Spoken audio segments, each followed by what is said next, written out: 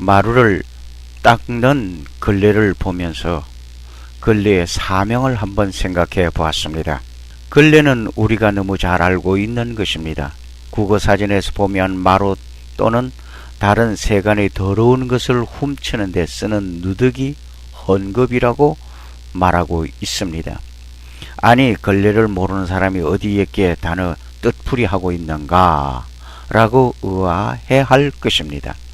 그런데 걸레를 보면서 우리 같이 한번 생각하는 귀한 시간을 나누어 봅시다. 나는 이 걸레를 보면서 나 자신을 향하여 외쳐보는 양심의 찔림이 있었기 때문에 이 말을 해봅니다. 걸레의 사명이 있다. 그 걸레를 생각하면서 나는 나를 발견하게 된 것입니다. 걸레가 무슨 사명이 있다고 이런 말을 하는가 말입니다. 그러나 모든 사물은 그 존재의 가치가 있고 사명이 있는 것입니다. 오늘 걸레의 사명을 생각하면서 다 같이 한번 생각해 봅시다. 걸레는 마루 또는 다른 가구들의 더러운 곳을 닦는 데 사용됩니다. 걸레는 탈을 위하여 자신의 더러워지는 것을 개의치 않습니다. 걸레는 더러운 것을 훔쳐지고 자신의 더러움을 빨아줘야 하는 것입니다. 때로는 사명을 다하고는 버림받아 쓰레기통으로 던짐을 받습니다.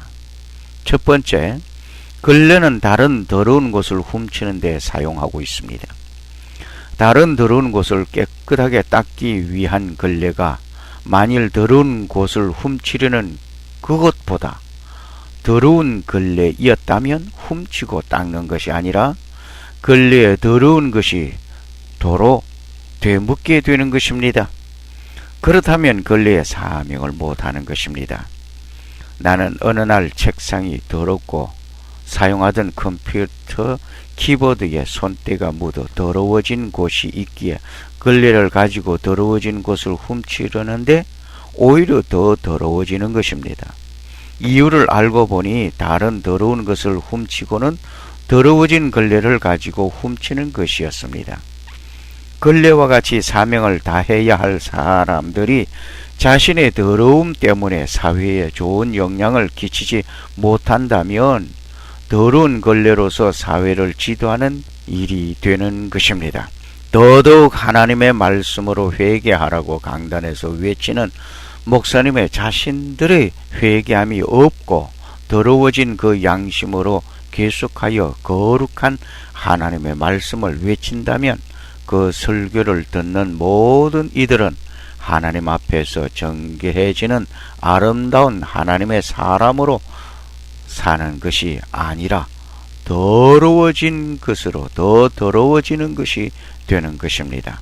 목사가 목사이기 때문에 완전한 것으로 착각하는 생각에서 살아서는 아니 될 것입니다. 먼저 자신이 늘 회개하는 마음으로 성령의 도움으로 회개하는 자가 되어야 하겠습니다. 더러워진 걸레를 맑은 물에 빨아 내듯이 예수 그리스도께서 십자가에서 흘린 보혈 피로 늘 정결케 하여야 할 것입니다. 그 다음 사회를 향하여 교계를 향하여 잘못을 지적하고 하나님의 말씀을 전할 때 빛과 소금의 역할을 다하는 인물이 될 것입니다. 걸레는 깨끗한 곳에서 사용되지 않습니다. 걸레는 더러워진 곳에서만 사용되고 그곳을 향하여 갑니다. 이와 같이 더러워진 곳이라면 찾아가는 목사가 되어져야 될 것입니다. 하나님의 말씀을 들고 사회를 정화하고 교계를 정화하고 빛된 삶을 살자고 외쳐야 할 것입니다.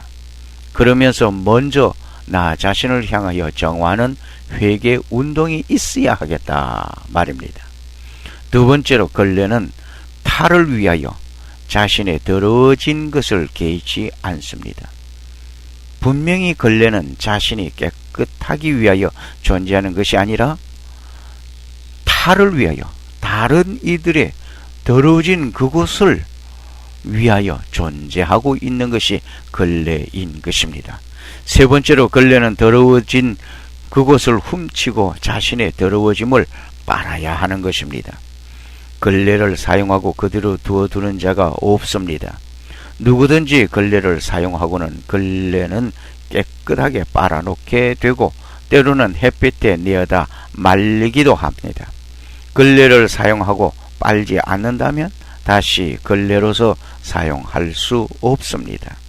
걸레는 이렇게 다시 사용하기 위하여 빨려지고 있는데 목사는 하나님의 도구로서 사용되기 위하여 얼마나 회개하고 있는가 말입니다. 자신의 정결을 위하여 얼마나 성령의 도움을 받아 회개하고 있는가.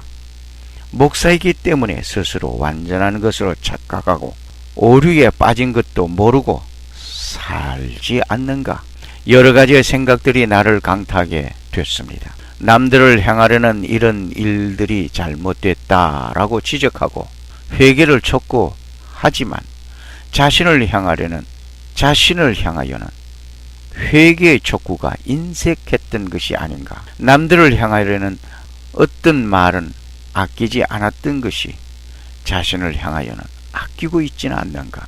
목사는 먼저 자신을 향하여 회개를 촉구하는데 인색하지 말아야 하겠다 말입니다.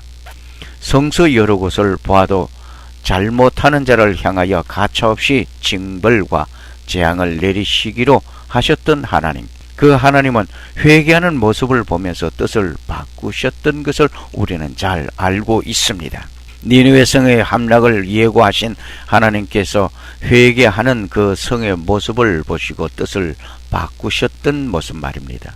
그리고 이세벨과 아합의 잘못을 보신 하나님께서 재앙을 내리시기로 하셨던 하나님, 그런데 아합이 하나님 앞에 겸비하고 굵은 베옷을 입고 금식하는 모습을 보신 하나님께서 말씀하셨습니다.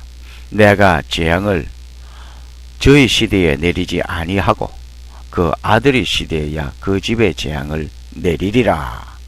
열왕기상 21장 20절에서 29절의 말씀을 참고합니다. 세탁하지 않는 걸레는 사용할 수 없듯이 회개하지 않는 자는 하나님의 도구로 쓰임받을 수 없는 것입니다. 걸레가 깨끗하다고 세수수건으로 사용하지는 않습니다. 행주로서도 사용하지 않습니다. 걸레는 걸레 위치에서 걸레로서의 사명을 위하여 걸레는 존재하는 것입니다. 목사는 자기의 사명이 있는 것입니다. 자기에게 주어진 사명을 감당해야 할 것입니다. 네 번째로 걸레는 때로는 사명을 다하고 버림받아 쓰레기통에 던짐을 받습니다. 걸레를 누가 어떻게 사용하고 어떻게 하든지 걸레를 사용한 자는 그 뜻대로입니다. 하나님 앞에서 목사는 하나님의 종으로서 하나님께서 어떻게 사용하시고 어떻게 하시든지 오직 그분의 뜻대로입니다. 버리든지 취하시든지 오직 그분의 뜻대로입니다. 나는 내 생각에 좋게 여겨지고 마음에 흡족하고 만족하면 하나님께서 나에게 축복해 주시는 것으로 생각하고 있었습니다. 그러면서 주님 뜻대로 살기로 했다라고 합니다. 정말 주님의 뜻은 이 일을 위하여 너를 사용하고 버리는 것이 주님의 뜻이라고 한다면 그것도 순종해야 할 것이 나이었습니다. 그런데 그것을 원치를 않았던 나였으니 주님 뜻대로 살기로 했네, 주님 뜻대로 살기로 했네, 주님 뜻대로 살기로 했네, 뒤돌아서지 않겠네 라고 찬송을 불렀던 것은 주님 뜻이 아니라 내 뜻이 아니었던가 말입니다. 하나님께서는 나를 쓰신다는 것에 감사하고 나의 사명을 다하기 위하여 충성하는 하나님께서 쓰시는 도구가 되어져야 될 것입니다. 누가 나를 쓰시기 위하여 나에게 능력 주셨는가 말입니다. 하나님께서 쓰시기 위하여 하나님께서 능력을 주셨다면 하나님의 일을 할 수 있는 것입니다. 내게 능력 주시는 자 안에서 내가 모든 것을 할 수 있느니라. 빌립보 4장 13절의 말씀입니다.